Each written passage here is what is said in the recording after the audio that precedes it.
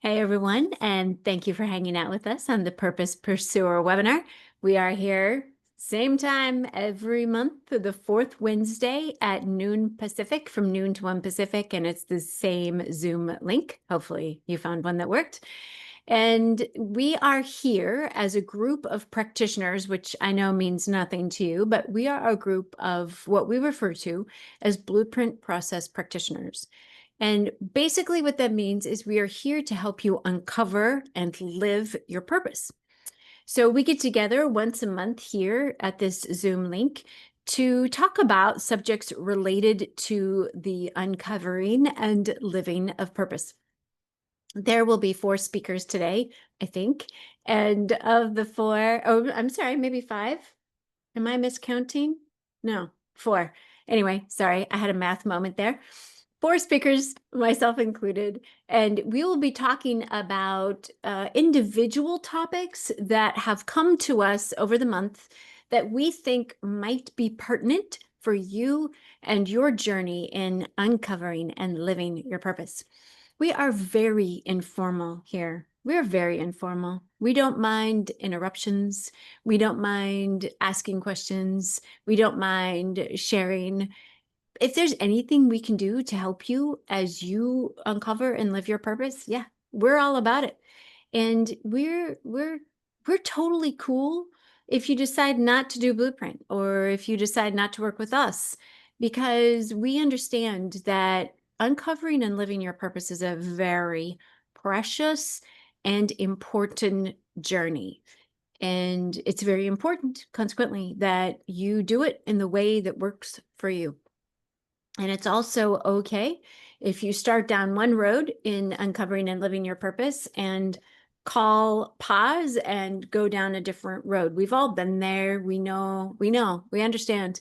Purpose, we have this romantic notion that uncovering and living your purpose is this, the angels are singing hallelujah, and the path is strewn with roses and there's gold at the end of the rainbow, and none of that is really true. Uncovering and living your purpose is dicey business, and it's extremely important. So again, we are here to the degree that you would like to use us.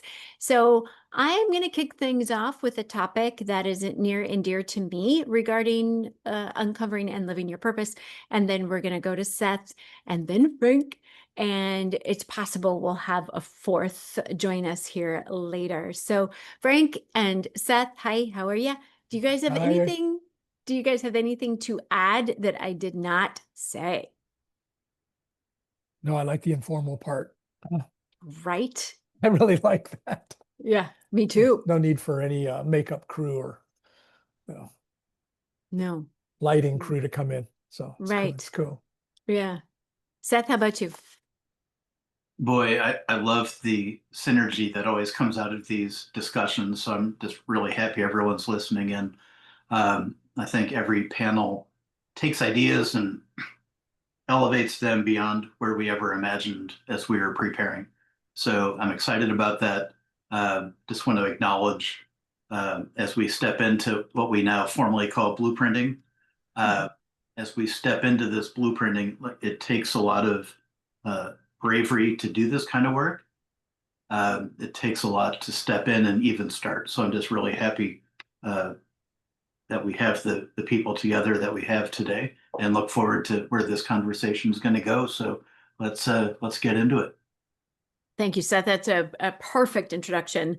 You didn't know it, but it's a perfect introduction to the talk that I want to give.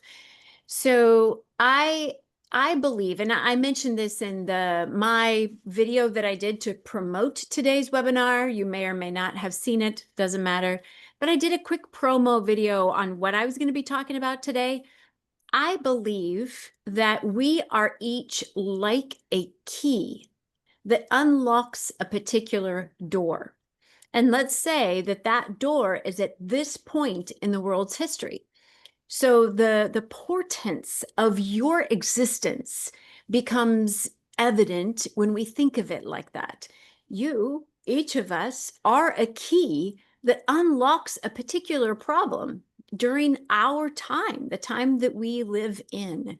And as current events unfold, we become more and more clear how necessary it is that each of us identify what is that key?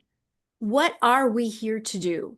And that we get about doing it. Like I said, we meet every fourth Wednesday of the month to help purpose pursuers, people who are looking to uncover what that key is and start unlocking that door.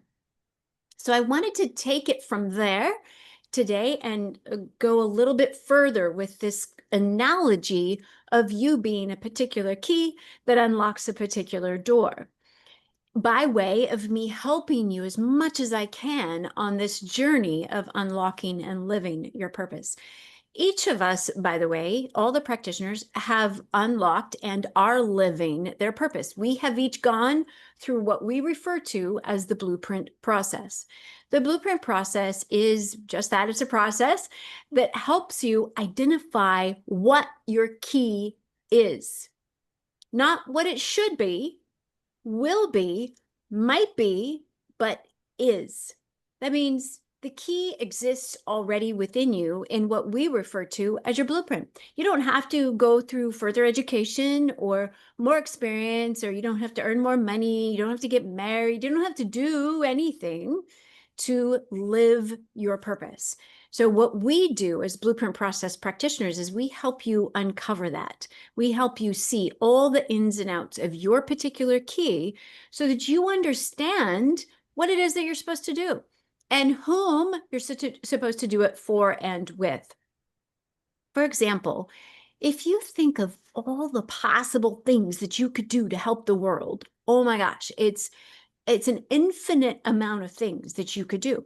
It's likewise a very, very large number of people that you could do it with and for. So it's mind-boggling to try to make that decision on your own. What am I going to do? What am I not going to do? Who am I going to do it for and with? Who am I not going to do it for and with? A common misconception in those questions is that we're supposed to be doing a lot of things for a lot of people. The more, the better. But that's actually not what works with the key that unlocks the door. If you think about where the key goes in, it's a very tiny, very specific shape that your key just happens to fit. Well, that's your purpose.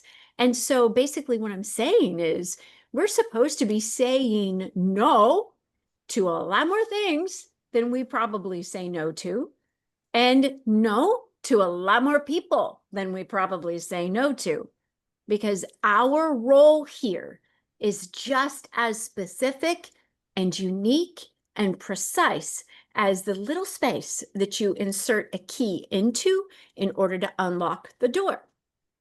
So you're looking for the specificity of your blueprint, the specificity of your uniqueness, the specificity of your key. So if you can imagine every key having 4 components to it, blueprint process studies those 4 components. What is your purpose? What are the skills that you naturally possess to back up the doing of that purpose? What are the values that you hold near and dear? In other words, what are the priorities? What are the things you have to have in order to do your purpose? And then lastly, what are your passions? What are the things that light you up? And passions are integral to the doing of your purpose. Without passion, you'll quit. And we don't want that. Purpose, if you're here to unlock a door, you need to get going about unlocking that door. And as we've been saying, the purpose journey is a challenging one. Without passion, you won't keep putting one foot in front of the other. You can tell that I'm passionate about this. So obviously I've customized my life to match my purpose. I've found people and projects. I've opened that door. I am currently doing that which I love and am naturally equipped to do. And we want to find, what is that thing for you? So back to the idea of saying actually no to more things and more people than we're probably saying no to right now. How do you know? How do you know what to say no to? There is an infinite number of things in front of you, projects, tasks, jobs, volunteer things, fun things on the weekend. There is also a very large number of people with whom you could do those projects and tasks and fun things. Finding those 4 little nodules on your key. What is my purpose? What are my skills? What are my values? And what are my passions? Finding those 4 things out by going through something like Blueprint allows you to know with clarity and conviction what to say yes to and what to say no to, whom to say yes to and whom to say no to. When I was preparing this talk, I had this really cool vision come to me by way of furthering the analogy of the key that unlocks the door at this particular time in the world's history. This vision was, what if you open that door? You personally, you've gone through something like the Blueprint process, you understand the 4 nodules of purpose, skills, values, and passions, and you are in the process of unlocking that door. What happens next? And I wanted to share this vision with you because it came to me. So I kind of feel like I'm supposed to. I'm duty bound to share this with you because it came to me while I was thinking about today's talk. So I wanted to share this vision with you. Imagine that you're in a closed room and you've got this door in front of you, just a single door. And lo and behold, you have a key. And you don't know if it fits or not. So you're sticking it in. You're trying to figure out, does it open? Does it turn? And yes, of course it does. Now, as you start to open it, light floods in. Just try to imagine this. Light beams start to flood in such that you can't really see what's in the room beyond. All you can see are these beams of light coming in as you start to crack open that door. Well, the more that you open it, the wider that gap becomes, the more light that comes in. And by the way, that's what happens as you are uncovering and living your purpose. As you're doing it, as you're doing the work, the gap gets wider and wider and wider, and the light comes in more and more and more. So you can just imagine you're receiving this light. You're actually giving. You're giving of your purpose at this moment. You know your blueprint. You're bringing your blueprint to bear in everything that you do. And so a lot of people would assume, since you're giving so much, that you would feel fatigued by this giving, that you would be sacrificing for this giving. But instead, as this analogy portrays, no, you're receiving this just brilliant, magical energy that's coming in as you're opening the door, as you're doing all this work, as you're giving of yourself and your time and your talents. This light is coming in and bathing you in light. That's why when you see people that are clearly passionate about something, as I am, that's why they're just looks like they've been plugged into a socket somewhere. They've got so much energy. And that's how I feel every time I talk about this stuff. So thank you for letting me talk about it. So there's more to this vision. So the light's coming in, you're doing your purpose, you're fulfilling your role here with your people and your tasks. What does that look like? Is it, the type of thing where you open the door and, okay, now you're done. You just keep doing the same thing over and over and over. No, actually, principle number 4 of Blueprint Process, which, by the way, you can find them on our website, www.blueprintprocess.com.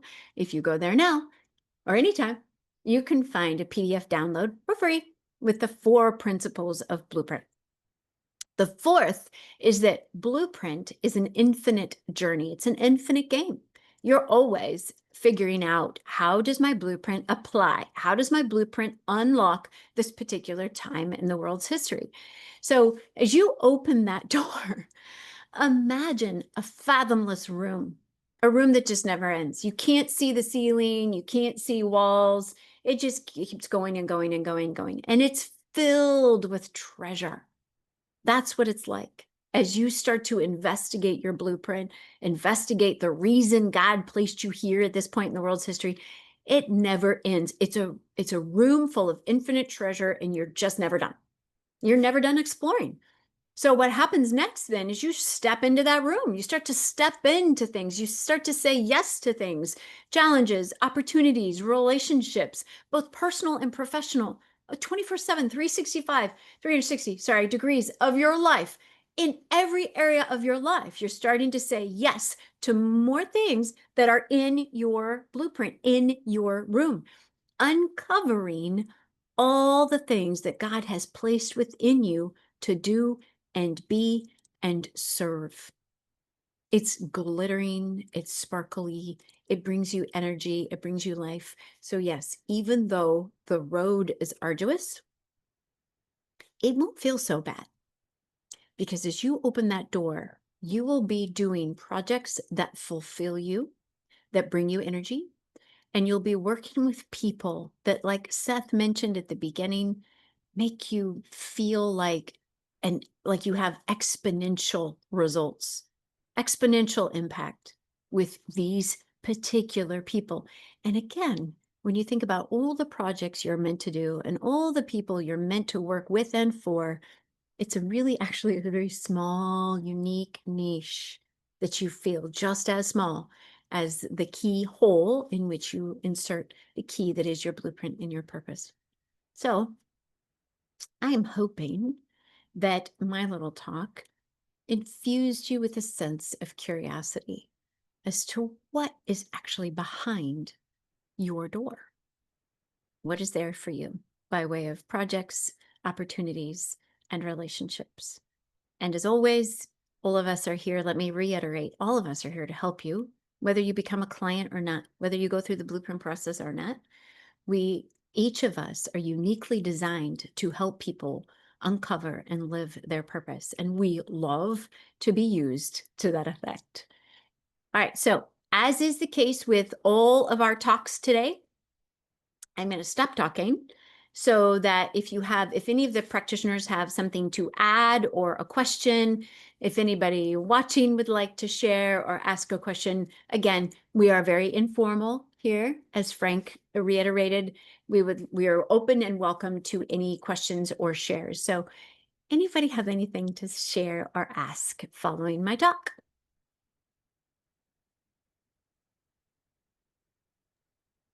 Nope. I actually have one. Bring it. You mentioned the key into the door. What brings you to the door? That's a great question. Any answers? Oh, I've got plenty, but I wanted to let other people kind of talk through it a little bit. Yep. So I'll give my perspective and maybe you can add. Okay. Sounds good. I think God works in mysterious ways, and timing is an important part of a lot of the experiences that we have. We can tell in so many ways that, in my talk that I'll go through in a minute, there were so many ways that I knew that door existed, but I probably looked at it from a distance and was like, yeah, not now. I'll open that later, or I don't have the key, so I'm just gonna recognize the door's there, but not mess with it as life gets busy and all that stuff. But I think the experience of finally being brought to standing in front of the door is in itself part of the process. It almost readies you and reveals things to get you ready to actually put the key in and experience the light that shines in by it. Also recognizing that light is shining the whole time, so it's not like necessarily an absence and then a presence. Sometimes it's nuance, is how I thought of it. So over to you guys. What do you mean when you say sometimes it's nuanced? Can you explain that? Sometimes in the timing piece that I mentioned, there's foundational pieces that are put into place that I may not recognize. And then when I start looking back to connect the dots, I see the bigger picture. And that's kind of the nuance I'm thinking of. Beautiful. So if I'm understanding you correctly, there's no shame then in feeling like, yeah, it's not for me yet. No, but I would, having gone through this enough, I would say that eventually Mhm. you're going to have to open the door. Mhm.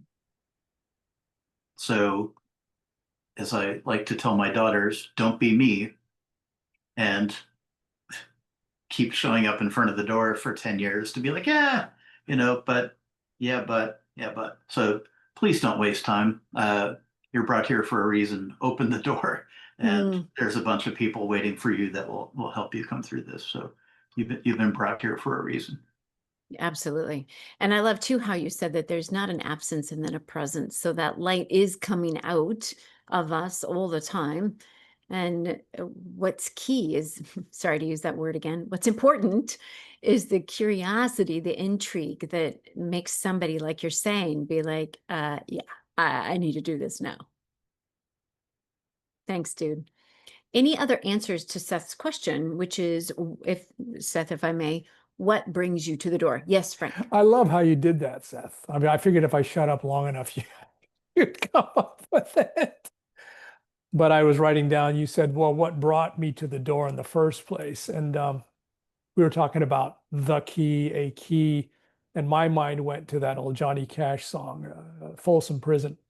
And in the song, it says, it takes a ring of keys to move here at Folsom.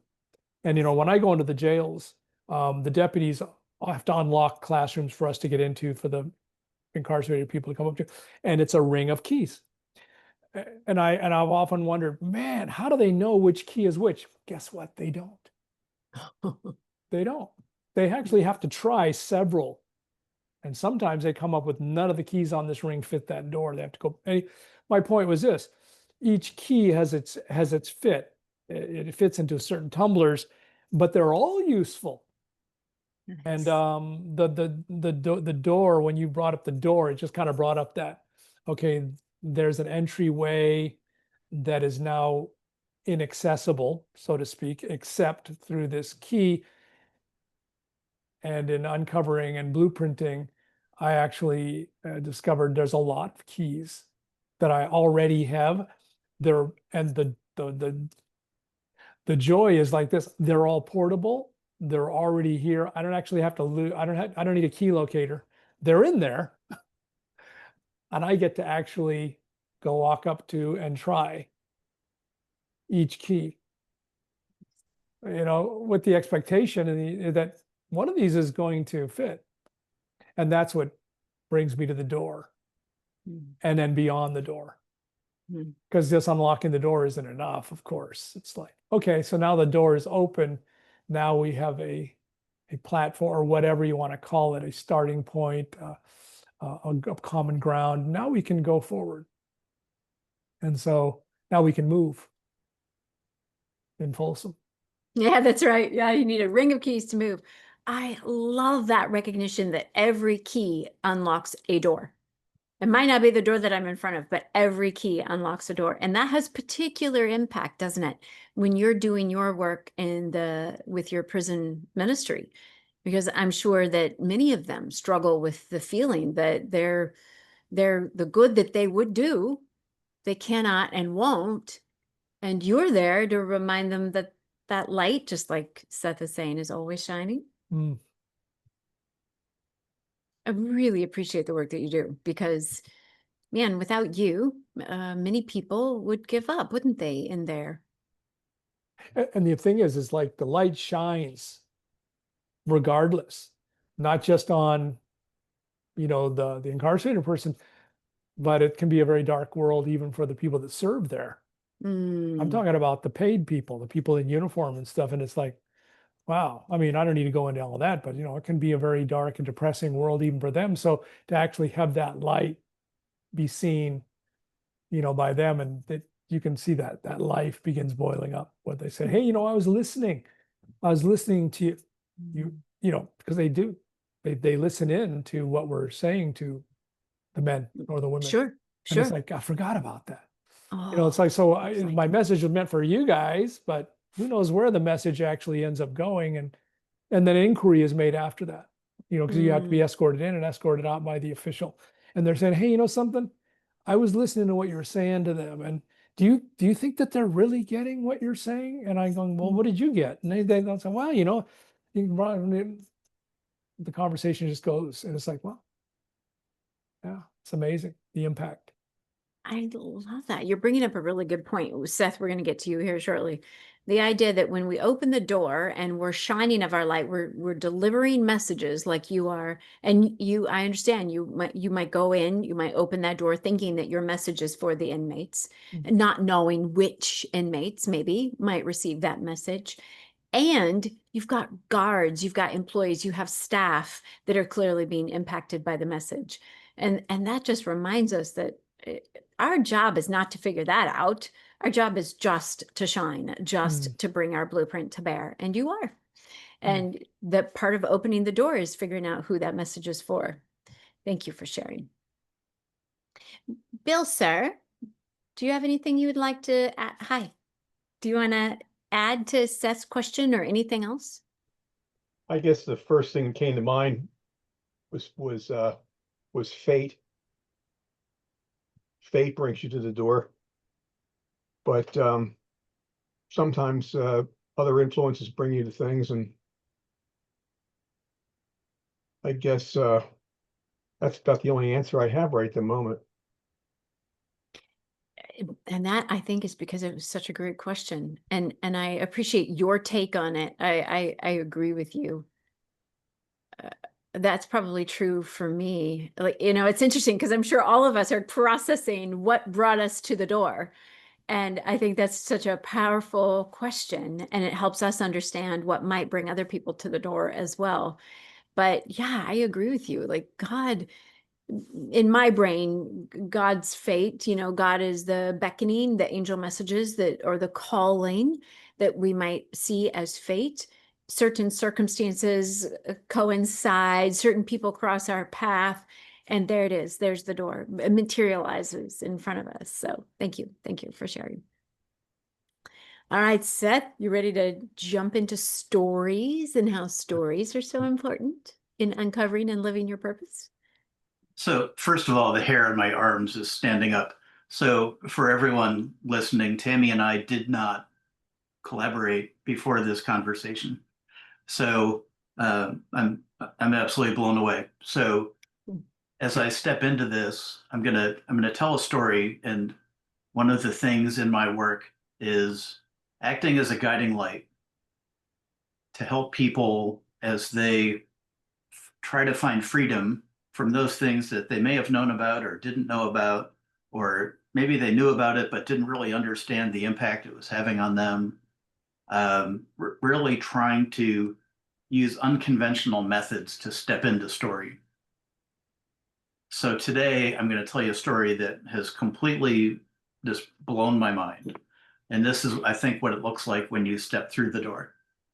So for those that don't know, I was adopted. I tell, this story a lot. It's been a healing journey for me. It's been a great visual, I think, to help people step into their stories and kind of figure out what, as we said, what blueprinting might look like. So a number of weeks ago, I found out that the state of Ohio opened adoption records. So I could actually get a copy of my original birth certificate. For people that don't know, when you're adopted, your original one goes into, as a kid, I pictured this sealed safe with a big lock on it, and they create a fake one that ends up being your, official birth certificate going forward after your adoption. So over time, I've met my birth mom and I've had some connections there. But from March 13th, when I was born, to May 6th, there's this complete mystery of I was physically there, but I have no idea where I was. So in that space, I'm like, unconventionally, let's dive into that. I kept getting called back to it. Couldn't get away from it. I tried a number of times to come up to the door, and I'm like, no, I'm not ready yet, not ready yet. So this is what it looks like when God opens the door. A few weeks ago, I was called to the Adoption Network of Cleveland, kind of pushed, nudged, however you want to put it, to set up a conversation with the CEO of the nonprofit. So I knew that a lady that helped me in '93 had likely handled my actual adoption case when I was a baby. So during that time,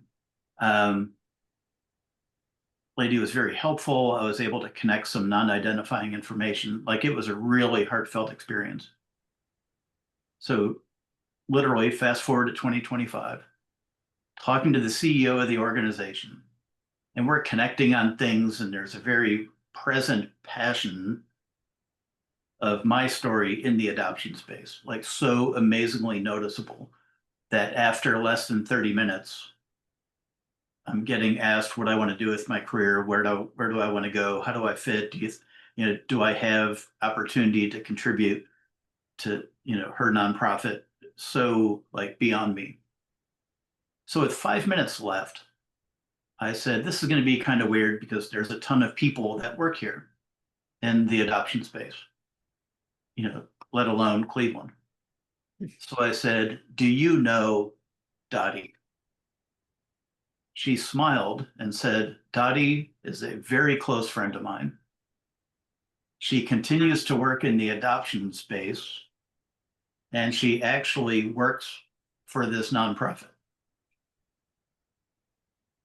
So fast forward a few days later, there's a online mentorship type conversation that Dottie is leading.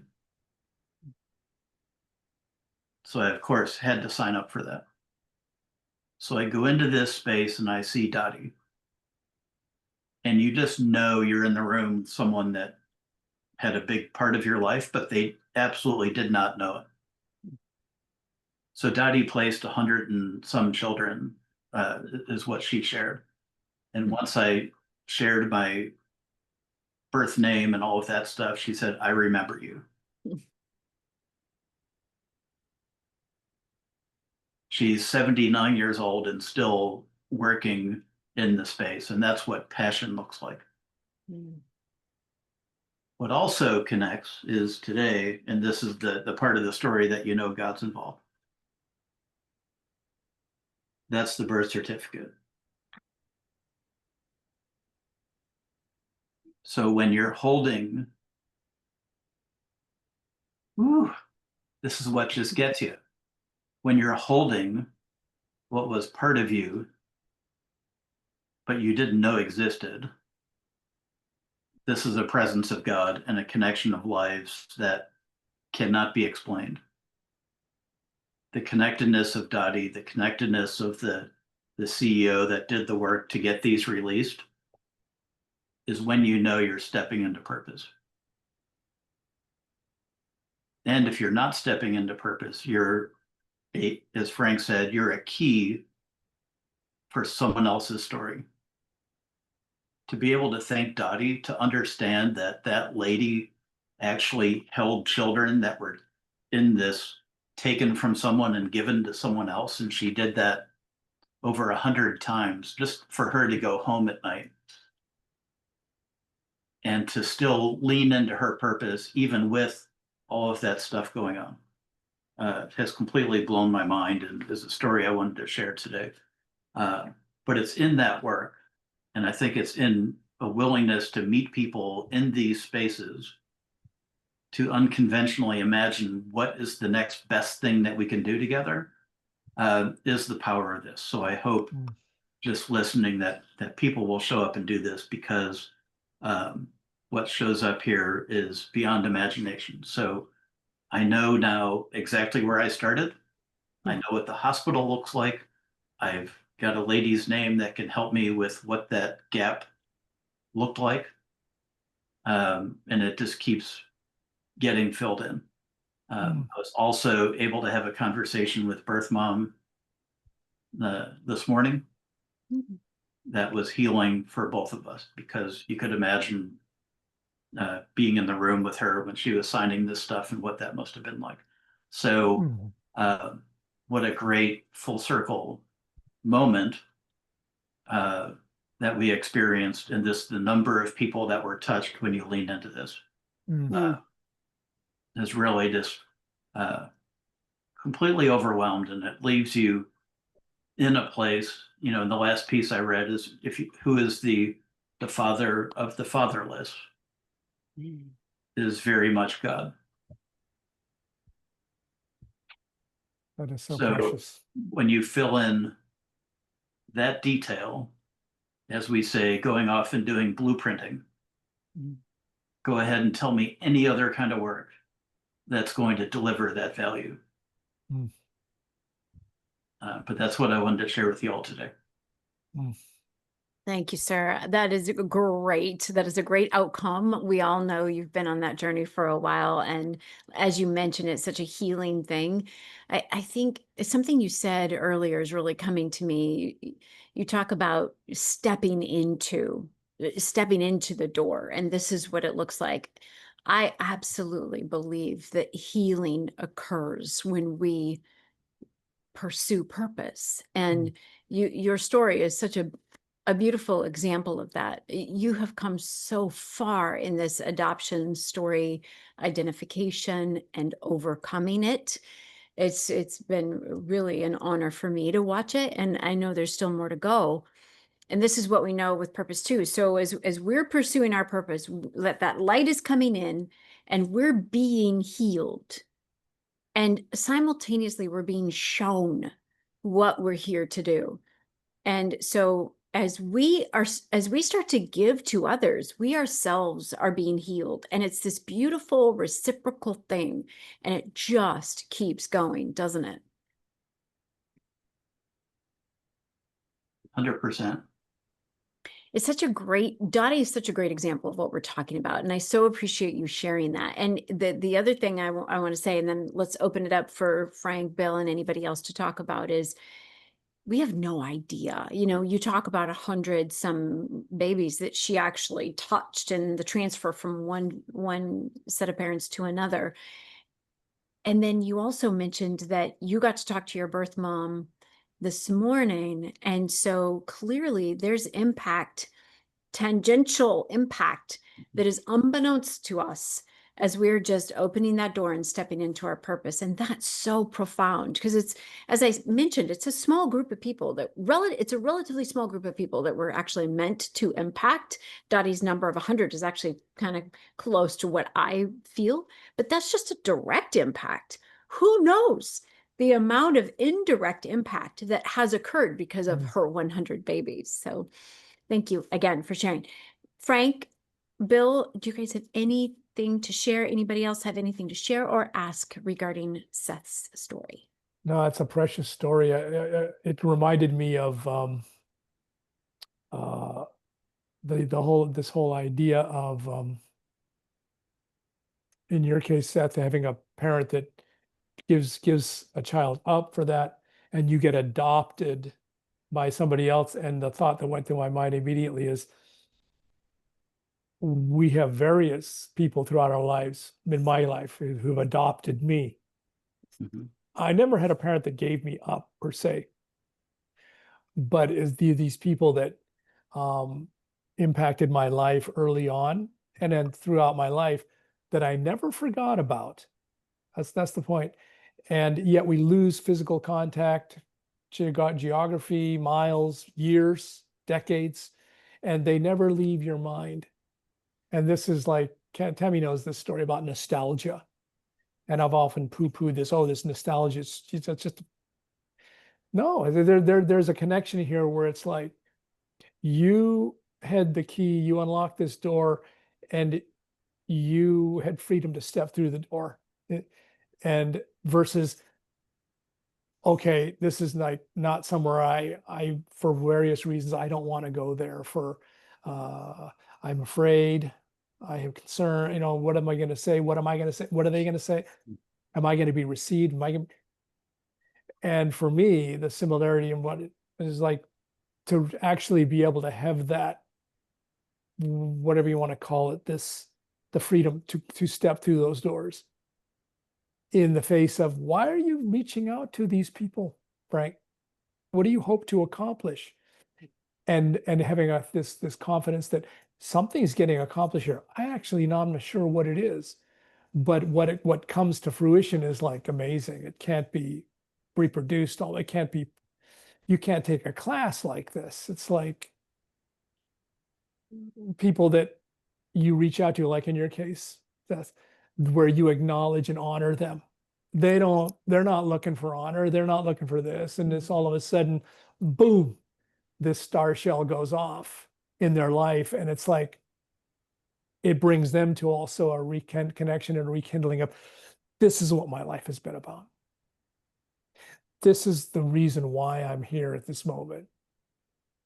And I get from it too, but look what was transferred here. And it's this, I can only imagine what this lady thought when she hung up the phone. It was like, similar to myself. It was like, mission for today.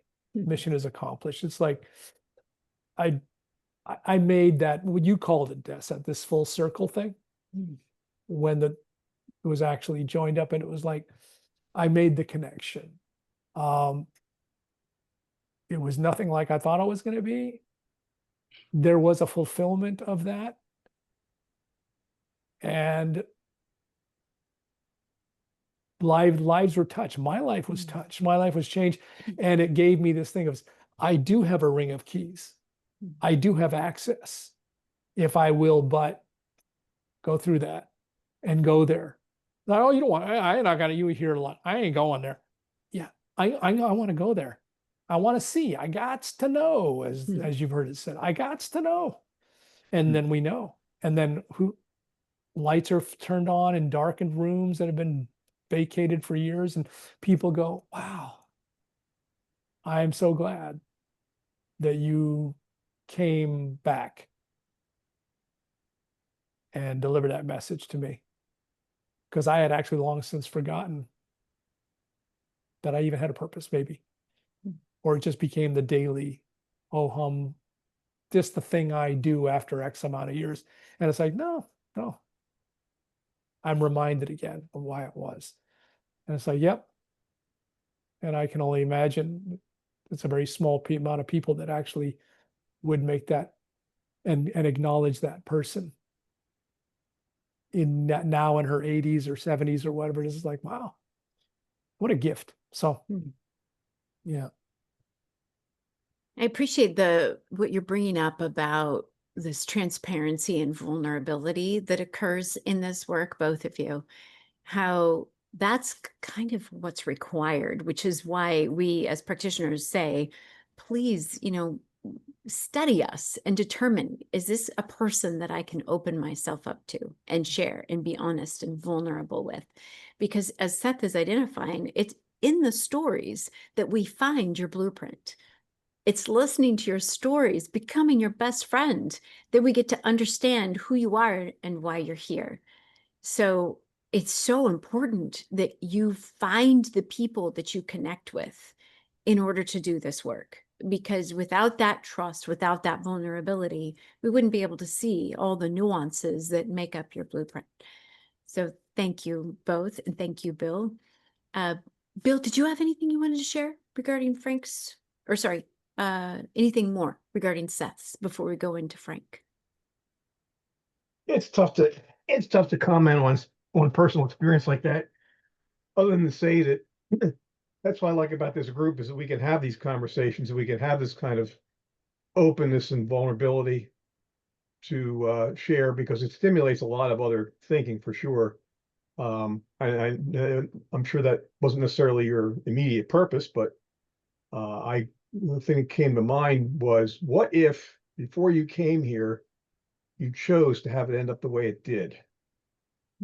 The whole point of your coming here was to meet other people, not necessarily your birth parents, to affect a family completely outside of what you were born into biologically. And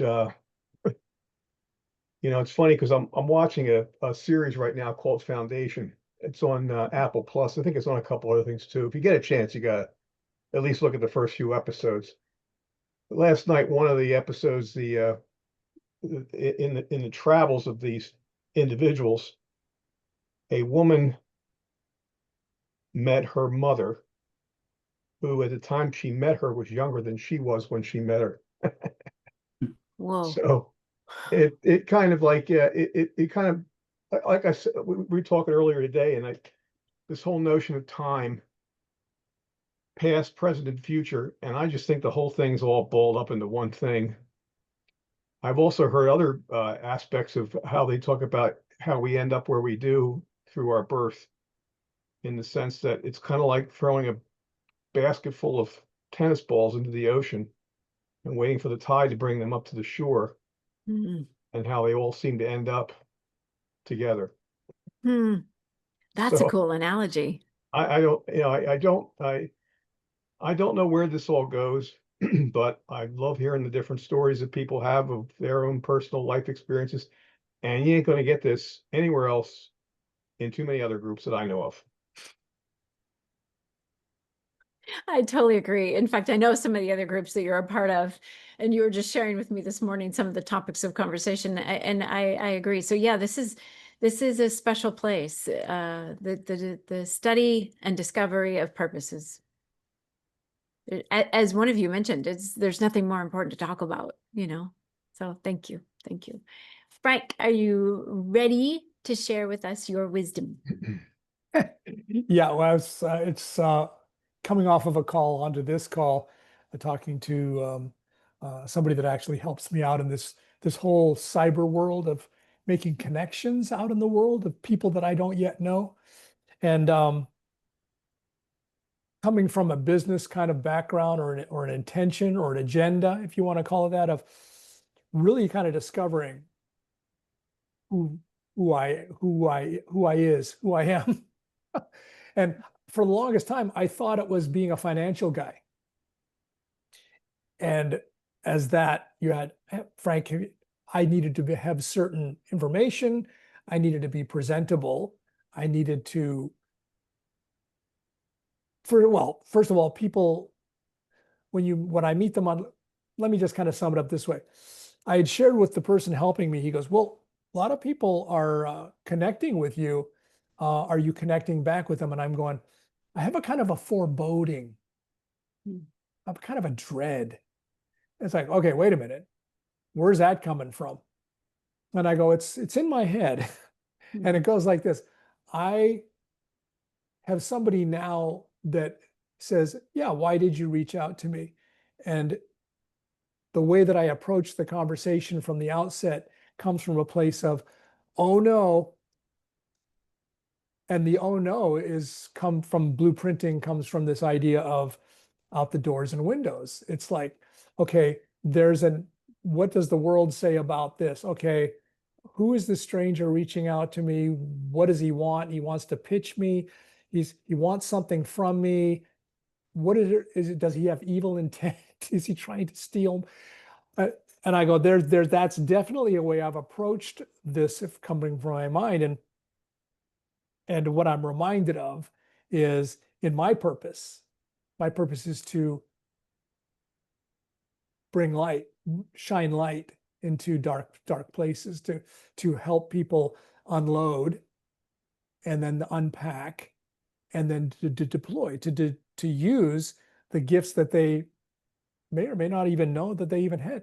And when I look at it in terms of getting into a state of responding to people, it turns from a question of dread and foreboding to almost an anticipation of, I get to, and what do I get to do? Do I get to sell them life insurance? No, that's not it. That's a very old and hackneyed idea from the past. And I go, how it doesn't really matter how I got there. It's acknowledging that I've been there, and that doesn't need to be anywhere in the conversation, because what I actually get to do with the person is actually just be frank. Pun intended. What I mean by that is I get to actually say, hey, I'm reaching out. Well, this is not what I would say, but my intention is to actually connect with people that are actually wanting to be connected. In looking and searching, maybe seeking for a way that something can be fulfilled that isn't being fulfilled. And using gifts, we can maybe come to this. We can come to these unlockings, maybe come to these unloadings and these unpackings. And really that's what it's about. That's what the reason for the connection is. And being completely at ease and calm with that. If people are stuck in that area, for Frank not to run from that. Because I was sharing with my person, I've run from this in the past. It's like, uh-oh, somebody thinks I'm creepy or whatever. And instead of just staying and actually going forward in that without some kind of a livery, or some kind of a uniform on that says, here are the letters after my name. Here's my credentials. Here are my here's how smart I'm Frank. I'm Frank in search of people that want to be connected, that want to be in a space where I will actually be able to go, I'm listening to you. Well, I'm not listening to you within my agenda, with an agenda. I'm listening to you to really kind of see if you really do have those kinds of purposes, or if you actually know the purpose.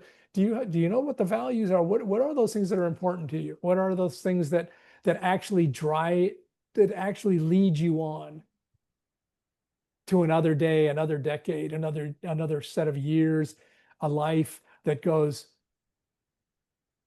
yeah, this wasn't about what I do for my living. This is actually who I am in the world. This is what I've come to be. And that is like, that is now an eagerness, coming from a dread to an eagerness, and just a willingness to ask a different question. And yeah, it's exciting. And the thing is, with the key that I said at the very beginning of the call, it's not that I have the key. I got a whole bunch of keys, and we can try them all. And guess what? None of them may fit. That's cool. And in the process, maybe we've gained a kind of a kinship. Maybe we've come to a brother or sisterhood, family, where it's like, oh, okay, you like me and you trust me enough. Now here, let me roll out the widgets cart. No, there's no need for any of that stuff. There's just not just an ease of going in, but there's also a gift at the end and throughout that goes like, wow, I didn't know that I would meet you today. And I'm so glad that I did. This wasn't on my calendar, and here we are. This has been a gift. I love that. You've brought up in more than one occasion today this idea that purpose is happening all the time, whether you're getting paid for it or not, whether it was on the agenda or not. And I so appreciate that about your story, because you shared two examples. One is in the prison ministry. You're not going to be selling any life insurance policies there, most likely. And the other example you've brought up is with your old classmate. And I know you weren't looking to sell any policies there. You were just following the promptings of God to reach out and to participate and to help in whatever way that you could. And that your purpose, as you have it currently stated, which you referenced earlier, to unload, unpack, and deploy, can be done and should be done everywhere. So I appreciate so much how you're bringing up the fact that the light is shining out of us. We don't corral it into a place or a person that we think needs it. We just let it shine and let God take care of the rest. And I so appreciate that aspect of your story. Any questions or shares regarding what Frank had to say? I love the unexpected piece of it. It's new for us, and I think as Frank shows up with everything he needs already with where he's going, and he mentioned that a number of times, so I think that's important too. Life tells us we have to do 15 things and be 1,000% prepared before we even have that engagement or reach out or take action or what have you. And in that, we stop from doing so many things we should be doing. Right. I appreciate that too. The qualification becomes the stopper. And it's like, no, I travel light. And what would it be like if you actually already had everything you needed? It's a You great mean to have a question. lesson plan? No. Yeah, by the way, you can't hand anything. I don't need to hand anything. I'll come with everything that I need. It's like, wow.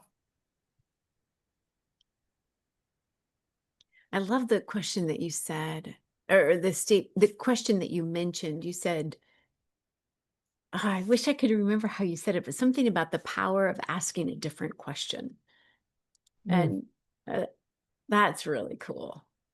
Yeah, yeah. So something you shared a couple of weeks ago, Tammy. It was like, it wasn't the okay, I'm coming with the salve.